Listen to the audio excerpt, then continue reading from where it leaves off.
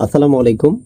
আমরা ইতিমধ্যে শুনতে পেরেছি আসলে আমেরিকার একটা ঘটনা, যেটা আসলে মানুষদেরকে বিভ্রান্তি করছে। অর্থাৎ ওই যে বাঁশের ফাঁড়ির মতো, যেটা গত কয়েক বছর আগেও সেম এই কন্ডিশন হয়েছিল আমাদের বাংলাদেশে। বাঁশের ফাঁড়ি নাকি এটা স্বপ্নে দেখেছিল এক হুজুর। এরকম বিভ্রান্তি সৃষ্টি করে হাজারো মানুষের মনুষ্যত্বটাকে হ্যাক করেছে কিছু কিছু মানুষ। এখন আমার প্রশ্ন হলো, আমেরিকাতে যে ঘটনা আমরা শুনতে পাচ্ছি, এই যে আমার পিছনে যে দৃশ্যগুলো দেখতে পাচ্ছেন, এটা হচ্ছে আমেরিকাতে বলা হচ্ছে যে একটা মহিলা নাকি এসেছিলেন এমন দেশ থেকে যে দেশের কোনো সন্ধানই নেই।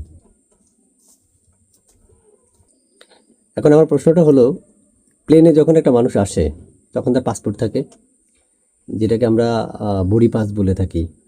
এখন তিনি যেখান থেকে উঠেছিলেন সেখানে তো অবশ্যই প্লেনে করে এসেছিলেন, আর প্লেন যেখানে থাকে সেটা এয়ারপোর্ট হিসেবে গণ্য।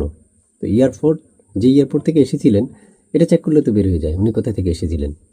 এগুলো হচ্ছে মানুষদেরকে বিভ্রান্তি সৃষ্টি করা এবং হচ্ছে মানুষের মনুষ্যত্বটাকে হ্যাক করা, এবং দেশের মধ্যে মানুষের মধ্যে এমনভাবে একটা গুজব ছড়িয়ে দেওয়া, যেগুলো নিয়ে মানুষ ভাবতে ভাবতে সারাটা রাত চলে যায়, যেটা আমাদের বাংলাদেশে এখন বর্তমানে হচ্ছে। এমন ঘটনা যদি ঘটেই থাকে, তাহলে আন্তর্জাতিক মিডিয়া যেগুলো, সেগুলো কই? টিকটক এমনভাবে প্রচার করছে মানুষ, যেটা মনে হয় যে সত্য। তাহলে আমার কথা হচ্ছে, আন্তর্জাতিক যে মিডিয়াগুলো আছে সেগুলো কই? আর এমন ধরনের ঘটনা আমার মনে হয় না এটা সত্য হবে। কেন সত্য হবে? কারণ এই মহিলাটা যে এয়ারপোর্ট থেকে উঠেছিলেন, সেটা যদি আমরা সিসিটিভির ফুটেজ অনুযায়ী দেখি, তাহলে তো বুঝতেই পারি সে কোথা থেকে এসেছিলেন।